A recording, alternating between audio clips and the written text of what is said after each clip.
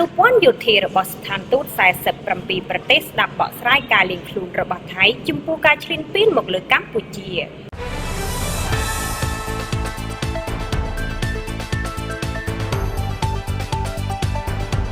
នៅថ្ងៃទី9ខែមិថុនាឆ្នាំ2025បញ្ជាការដ្ឋានកងទ័ពភូមិន្ទថៃបានអញ្ជើញអនុព័ន្ធយោធាបរទេសរបស់ស្ថានទូត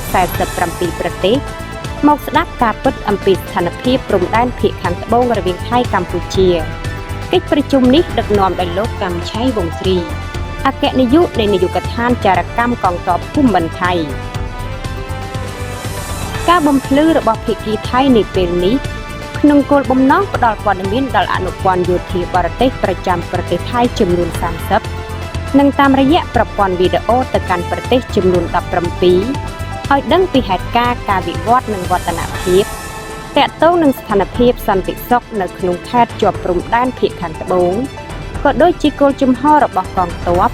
លើការចាត់វិធានការដោះស្រាយសភាពការនៅតាមបណ្ដាព្រំដែនថៃកម្ពុជាចំពោះមុខយោធាបរទេសជាច្រើនប្រទេស